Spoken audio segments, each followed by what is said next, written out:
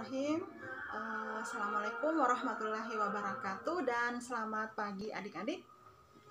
Ya, jadi hari ini kita akan membahas ya mata kuliah matematika diskrit.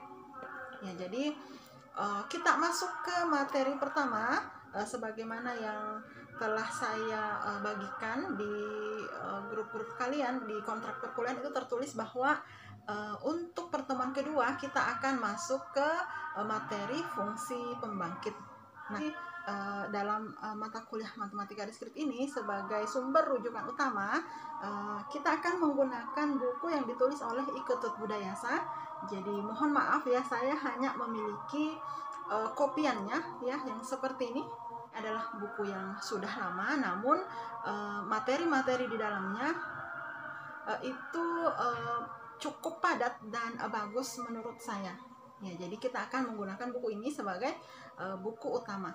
Kemudian buku lainnya yang akan kita gunakan yaitu yang ditulis oleh Dr. Andes Heri Sutarno yang seperti ini. Ya, ini akan menjadi pendamping dari buku utama dari I Ketut Budayasa. Kita langsung masuk ke bagian pertama dari bab 1 yaitu fungsi pembangkit. Definisinya, ya ada yang pernah dengar istilah ini? Mungkin masih asing ya, tapi kalau istilah deret kuasa, iya, deret kuasa, ya mungkin ada yang pernah dengar ya. Deret kuasa itu seperti apa? Jadi deret kuasa itu bentuknya seperti ini.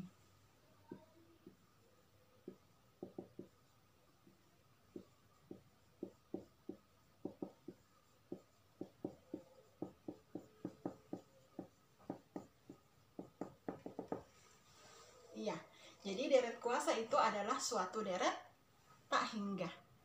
Iya, jadi bentuknya seperti ini.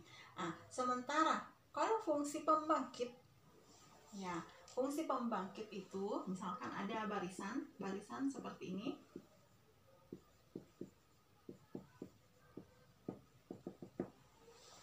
Iya, jadi antara deret dengan barisan, jika deret kuasa dihubungkan dengan suatu barisan yang bentuknya seperti ini, ya itu namanya fungsi pembangkit.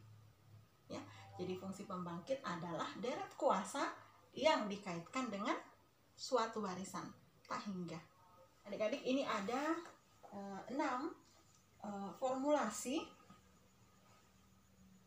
terkait dengan fungsi pembangkit yang akan sering kita gunakan ke depannya. Jadi rumus ke-6 formulasi ini sebaiknya dihafalkan kalau bisa, dicatat baik-baik. Jadi 6 formulasi ini, 6 rumus ini itu tidak ada di bukunya ya, hanya ada beberapa di bukunya. Ya, jadi yang ada di bukunya itu hanya formulasi kedua, kemudian ketiga, dan juga ke-6. Jadi yang lainnya itu ada di buku yang penunjang.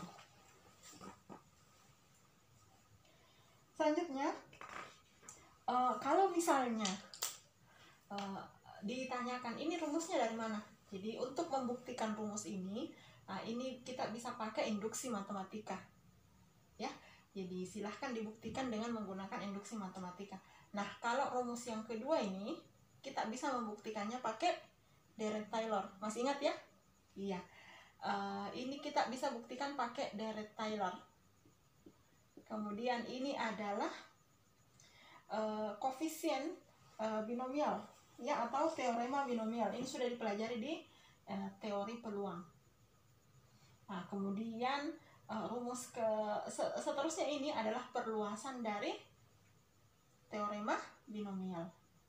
Ya, jadi rumus ke-4, 5, dan 6. Sebenarnya rumus kedua juga adalah perluasan dari teorema binomial, tapi secara lebih khusus. Jadi rumus kedua ini itu bisa dibuktikan dengan menggunakan deret Taylor. Kita lanjutkan ke definisi fungsi pembangkit. Nah, jadi di dalam fungsi pembangkit itu ada 2 istilah yang penting penting dan harus dibedakan ya. Jadi ada fungsi pembangkit, saya singkat saja ya, fungsi pembangkit biasa dan fungsi pembangkit eksponensial. Ya, di bukunya itu halaman 2 sampai halaman 3. Ya, baik. Nah, kalau misalnya saya hapus dulu sedikit. Misalnya saya ada barisan AN itu sama dengan ya A0, A1, A2 dan seterusnya. Ya, kita definisikan fungsi pembangkit FPG,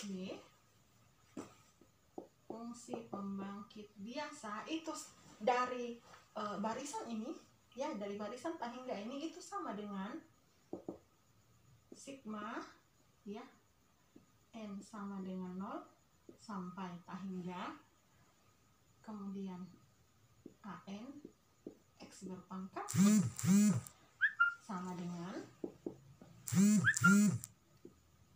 A0 tambah A1 tambah A1x A1x tambah A2x kuadrat ya, dan seterusnya.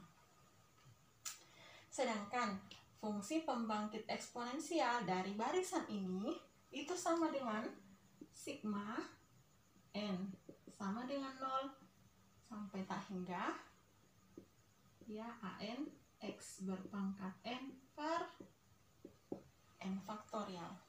Iya, jadi itu bedanya ya. Kalau fungsi pembangkit eksponensial dibagi lagi dengan n faktorial. Jadi sama dengan 0 ditambah A1x per 1. Jadi per satunya enggak kita tulis. A2x pangkat 2 per 2 faktorial dan seterusnya. Jadi bisa dibedakan ya, ini adalah fungsi pembangkit biasa dan ini adalah fungsi pembangkit eksponensial. Misalkan kalau kalian simak kembali pada metode numerik, saya perkenalkan istilah fungsi Euler kan? Iya, fungsi Euler.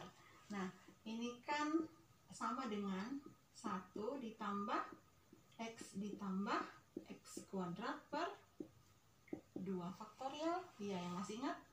X pangkat 3 per 3 faktorial dan seterusnya. Iya, ini kan deret. Dia termasuk deret tangga. Kalau fungsi Euler ini saya anggap dia sebagai fungsi pembangkit ya. Kalau saya anggap dia sebagai fungsi pembangkit misalnya, jadi ada dua ya, namanya fungsi pembangkit ada dua. Ada fungsi pembangkit biasa, ada juga fungsi pembangkit eksponensial. Nah, sekarang kalau fungsi Euler ini saya anggap dia sebagai fungsi pembangkit eksponensial ya, perhatikan kembali bentuk fungsi pembangkit eksponensial ya. Berarti bentuk barisan yang terkait dengan fungsi Euler ini, kalau kita anggap ini sebagai fungsi pembangkit eksponensial adalah ya, jadi barisan adalah yang kita ambil koefisiennya ya. Jadi koefisiennya berarti yang ini untuk A0 berarti koefisiennya adalah 1. Kemudian ini adalah untuk A1 ya kan, berarti koefisiennya adalah 1. Selanjutnya yang ini adalah untuk A2 iya, koefisiennya di depan adalah 1 juga dan seterusnya. Iya, berarti barisan yang terkait dengan fungsi Euler, jika kita anggap fungsi Euler ini adalah fungsi pembangkit eksponensial adalah 1, 1, 1 dan seterusnya. Bisa dipahami ya? Nah sekarang bagaimana jika fungsi Euler ini ya kita anggap fungsi pembangkit biasa ya. Jadi ingat kembali bentuk dari fungsi pembangkit biasa tidak ada per n faktorial ya, jadi tidak ada per ininya. Berarti kita harus anggap ya, kita harus anggap ini kan ada koefisien 1 di sini, kita harus anggap ini sebagai koefisien ya. Jadi kita harus menganggap ini sebagai koefisien jika kita paksakan fungsi Euler ini sebagai fungsi pembangkit biasa. Berarti barisannya ya, salah ya, ini bukan fungsi pembangkit. Berarti barisannya saya perbaiki dulu.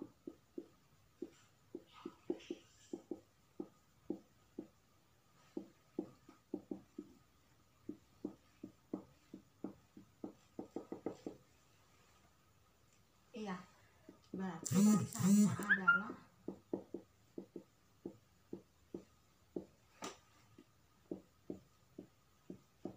ya ini tetap 1, kemudian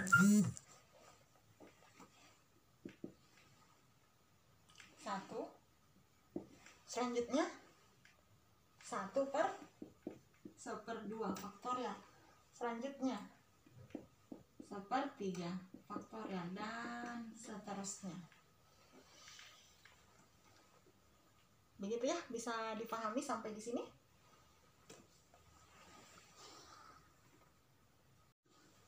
Baik, selanjutnya kita masuk ke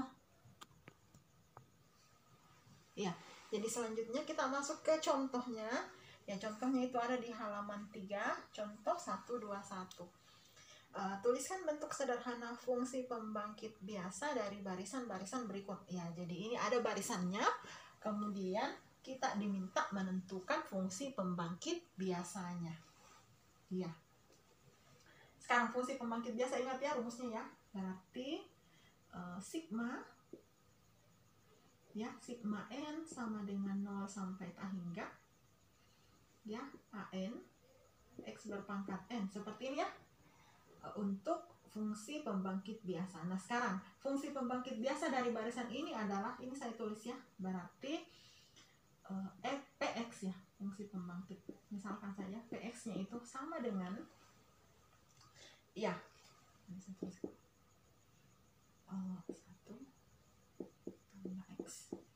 tambah x kuadrat. Nah, saya salah ya, di sini 1 A0 tambah A1x tambah A2x berpangkat 2 dan seterusnya. Sekarang kita perhatikan barisannya, sesuaikan dengan fungsi pembangkit biasanya. Iya.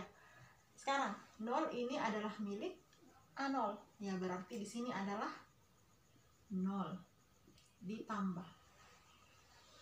Kemudian suku kedua ini miliknya A1x. Berarti di sini 0 dikali x. Gitu ya. Selanjutnya 1/2 faktorial itu miliknya A2x pangkat 2, berarti di sini 1/2 faktorial. Ditambah 1/2 faktorial dikali x berpangkat 2. Ditambah ini pasti miliknya iya, x berpangkat 3, berarti di sini 1/3 faktorial x berpangkat 3 dan seterusnya. Nah, sekarang ada 6 rumus tadi yang saya berikan ya. Iya, di samping ada tadi yang saya berikan fungsi Euler. Jadi ada total ada 7 rumus yang sudah kita ketahui. Nah, sekarang dari ke-7 rumus itu ya, mana yang agak cocok, mana yang bisa dimasukkan ke fungsi pembangkit ini. Atau saya tulis dulu nih. 1/2 faktorial x pangkat 2, 1/3 faktorial x pangkat 3, x pangkat 4, dan seterusnya.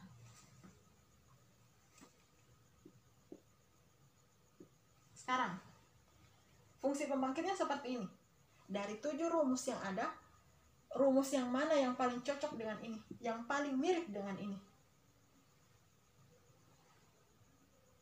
Iya, tentu rumus fungsi Euler ya. Iya, tentu rumus fungsi Euler. Nah, ingat kembali bahwa rumus fungsi Euler itu ada 1 ditambah X di depan sini, ya. Jadi ada di depan sini, sehingga supaya ini menjadi rumus fungsi Euler, ya, supaya ini menjadi fungsi Euler, ini saya harus tambahkan, ya. Ini saya harus tambahkan dengan 1 ditambah X supaya sama dengan fungsi Euler. Iya, begitu ya. Tapi karena fungsinya hanya seperti ini, makanya ini harus saya kurangi lagi dengan 1 dikurang X. Bisa ya? Jadi ini kita model sedemikian rupa supaya bisa kita sederhanakan penulisannya dengan sebagai fungsi Euler. Caranya saya tambah 1 ditambah X, tapi harus saya kurangi lagi 1 dikurang X, ya, supaya fungsinya tetap. Bisa dipaham penjelasan saya? Iya. Nah, sekarang saya tulis kembali. Saya kumpulkan di depan. Berarti 1 ditambah X ditambah 1/2 faktorial X berpangkat 2 tambah 1/3 faktorial X berpangkat 3 tambah 1/4 faktorial X berpangkat 4 tambah, ya, dikurang, ya, dikurang 1 ditambah X. Oke, iya, jadi kita dapatkan ini adalah rumus Euler. Oke, dikurang 1 ditambah X. Jadi ini hasilnya. Saya tulis di mana ya? Tidak muat.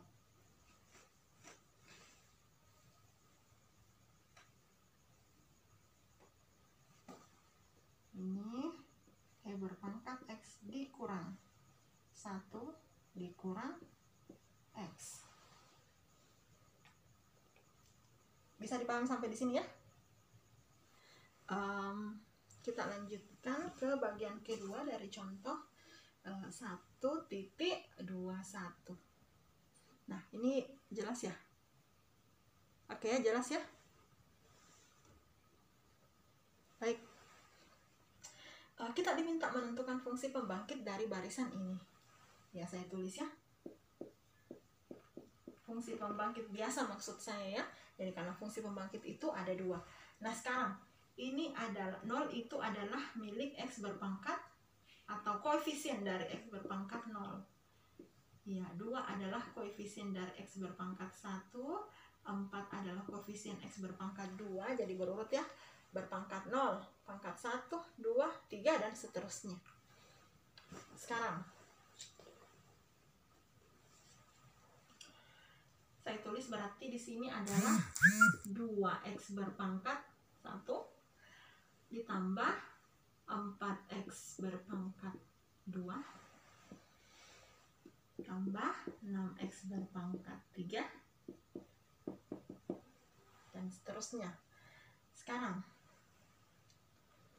bentuk ini ya, mana dari 7 tadi bentuk 7 ya, akan ada tadi 6 rumus yang saya berikan ditambah 1 rumus dari fungsi Euler. Jadi ada total 7 formulasi. Jadi ada total 7 bentuk. Nah, dari 7 bentuk itu mana yang paling mirip dengan bentuk ini? Dari 7 bentuk itu yang saya berikan tadi ya, jadi yang paling mirip adalah bentuk ke-6 ya. Jadi tapi ini kita kita ubah dulu bentuknya. Nah, ini kita ubah dulu bentuknya. Sorry. Ini semuanya bisa saya keluarkan 2x-nya ya. Masing-masing memiliki elemen 2x, berarti 2x. Sini sisa 1 ditambah 2x tambah 3x kuadrat ditambah 1. Nah, sekarang bentuk ini ya persis tadi dengan formulasi ke-6 ya. Berarti ini itu pas sama dengan 1/1 dikurang x pangkat 2 gitu ya. Nah, sekarang jadi keseluruhan ini itu sama dengan 2x per 1 dikurang x berpangkat 2. Oke, bisa dipahami ya?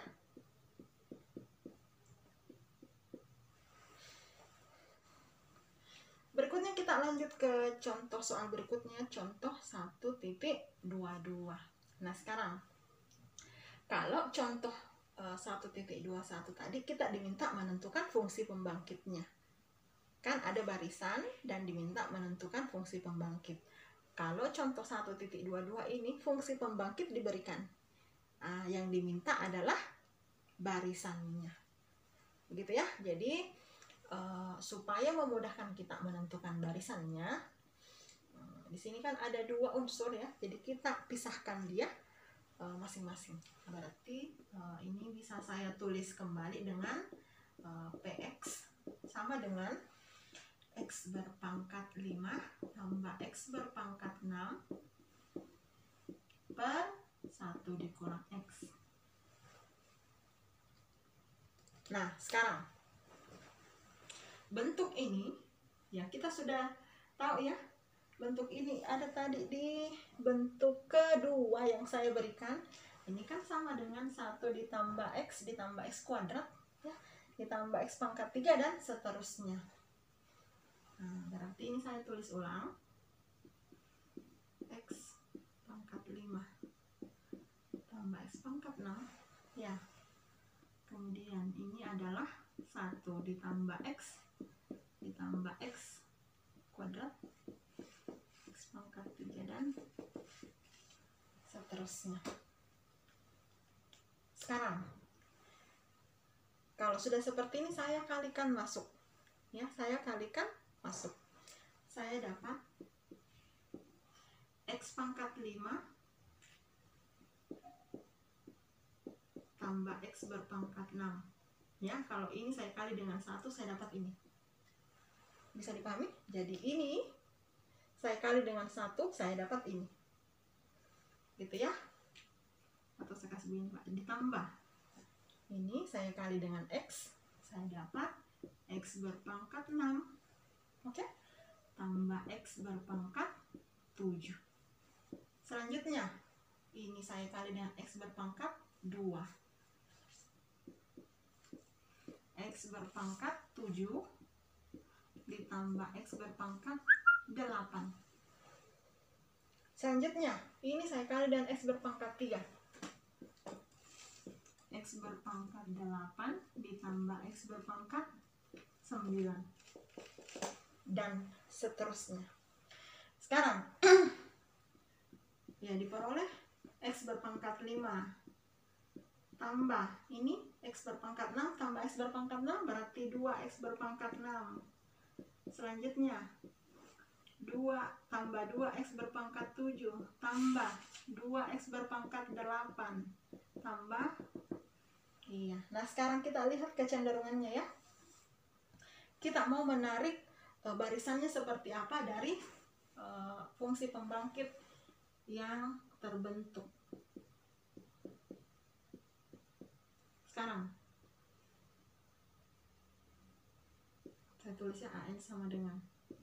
Nah, sekarang koefisien dari x berpangkat 0 oke. Koefisien dari, perhatikan ini ya, koefisien dari x berpangkat 1 0. Koefisien dari x berpangkat 2 0. X berpangkat 3 koefisiennya 0. X berpangkat 4 koefisiennya 0. X berpangkat 5 koefisiennya 1. Ya. Berarti di sini mulai 1. Ini X berpangkat, saya ulang ya. X berpangkat 0, berpangkat 1, berpangkat 2, berpangkat 3, berpangkat 4, berpangkat 5. Koefisien dari X berpangkat 6, 2. Koefisien dari X berpangkat 7, 2. Koefisien X berpangkat 8, 2. Iya. Dan seterusnya. Iya, jadi ini adalah barisannya. Bisa dipahami ya?